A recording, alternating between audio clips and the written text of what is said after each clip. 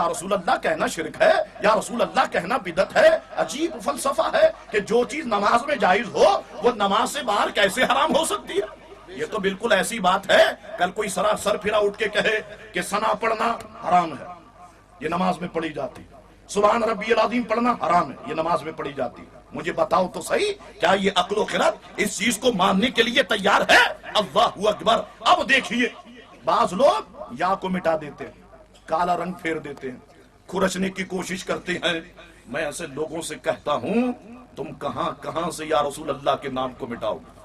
خدا کی قسم ادھر میرا سینہ چیر کے دیکھو، بلکہ ہر سنی کا سینہ چیر کے دیکھو، ہر عاشق مسلمان کا سینہ چیر کے دیکھو، اس کے دل پہ یا رسول اللہ لکھا، ہمارے بچوں کے دل پہ یا رسول اللہ لکھا۔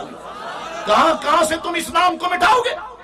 بالفرض اگر ایسا کوئی شخص جو یا رسول اللہ کے نام سے نفرت کرتا ہو، اگر رضوان کی نظر بچا کے بالفرض اگر وہ جنت میں چلا بھی گیا، کیا دیکھے گا؟ جنت کے ہر دروازے پہ یا رسول اللہ لکھا ہو، جنت کی ہر دیوار پہ یا رسول اللہ لکھا ہو، حوروں کی آنکھوں کی پتلیوں میں یا رسول اللہ لکھا ہو، درختوں کے پتوں پہ یا رسول اللہ لکھا ہوگا، حوض کوثر پہ یا رسول اللہ لکھا ہوگا۔ اب تو وہ یہی خیال کرے گا، یہی کہے گا نا کہ مولا میں تو اس نام سے دنیا میں بیزار تھا، جہاں لکھا ہوتا تھا مٹا دیتا تھا، کالا رنگ پھیر دیتا تھا۔ اس وقت میرا امام کہتا ہوگا تجھ سے اور جنت سے کیا مطلب؟ منافق دور ہو، ہم رسول اللہ کے، جنت رسول اللہ کی۔ اللہ اکبر۔ تو آدم علیہ السلام صدا لگائیں یا رسول اللہ یا رسول اللہ، حضور جلوہ گر ہوں گے۔ آدم کیا ہوا؟ حضور آپ کے غلام کو فرشتے دوزخ کی طرف گھسیٹتے ہوئے لے گئے۔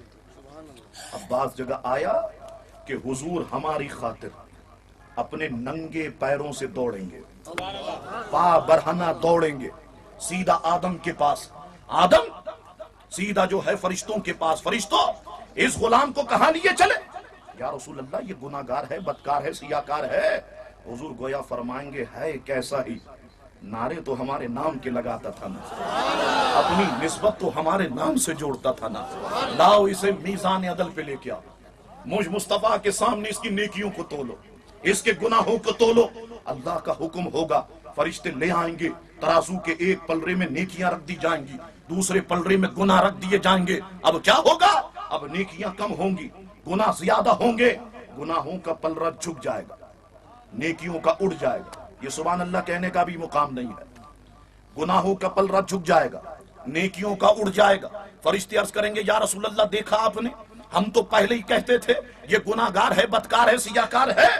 گویا میرے آقا فرمائیں گے ہم نے بھی تو کہا تھا نا، ہے تو ہمارا غلام، ہمارے نام کے نعرے لگانے والا۔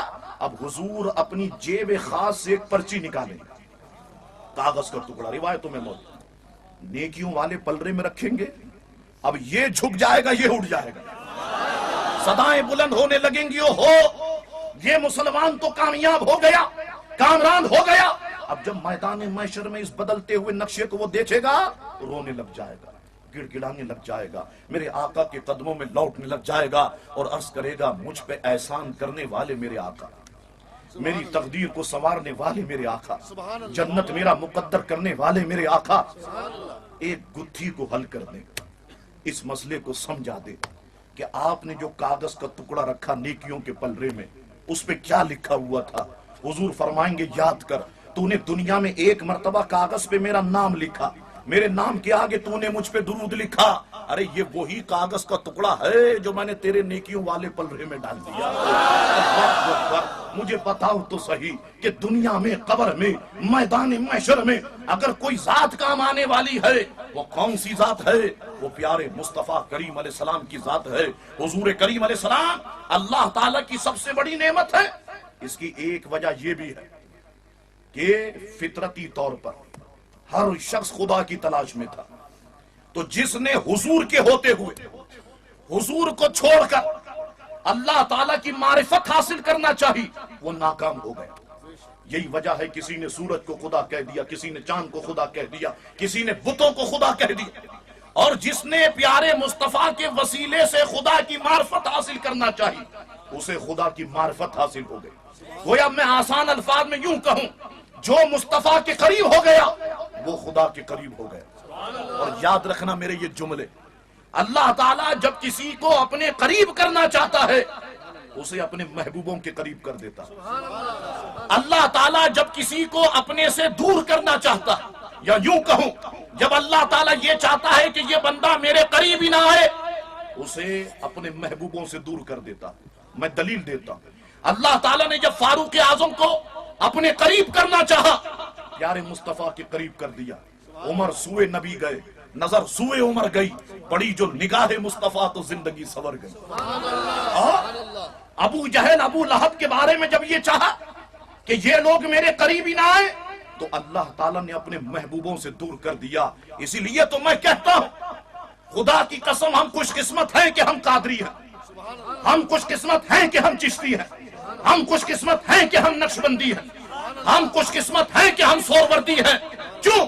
اس طرح سے ہم اللہ کے محبوبوں کے قریب ہیں، خدا کی قسم ہم خدا کے قریب ہیں۔ اللہ تعالیٰ کی عادت مبارکہ یہ ہے کہ جب کسی کو اپنے قریب کرنا چاہتا ہے تو اپنے محبوبوں کے قریب کر دیتا ہے۔ اللہ اکبر۔ حضور کریم علیہ السلام اللہ تبارک و تعالیٰ کی سب سے بڑی نعمت ہے، اس کی یہ وجہ بھی ذہن میں رکھنا۔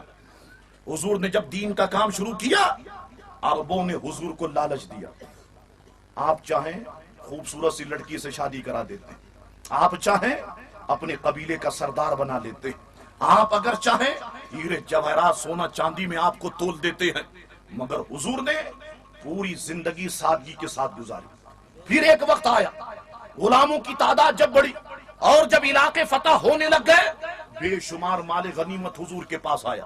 حضور نے سارا مال غنیمت اپنی امت کے لوگوں میں تقسیم کر دیا۔ حضور اللہ کی سب سے بڑی نعمت ہے، اس کی یہ وجہ بھی ذہن میں رکھو کہ دنیا نے حضور کو نہیں بدلا، اکیلے پیارے مصطفیٰ نے دنیا کو بدل دیا۔ کتنے سال کام کیا میرے آقا نے دین کا؟ مجھے بتاؤ۔ 63 برس اللہ تعالیٰ نے ظاہری طور پہ عمر شریف عطا فرمائی، 40 سال تک تو حضور خاموش رہے، صرف 23 سال حضور نے کام کیا۔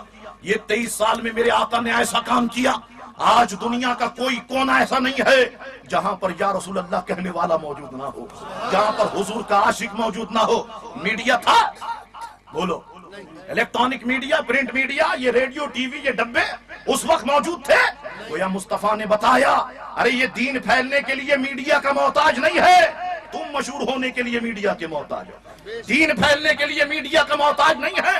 اور پھر حضور کے غلاموں نے بتایا، مجھے بتائیے غوث اعظم کے دور میں کون سا ٹی وی، غریب نواز کے دور میں کون سا ٹی وی، بابا فرید کے دور میں کون سا ٹی وی، اور جناب دیگر بزرگوں کے دور میں کون سا ٹی وی؟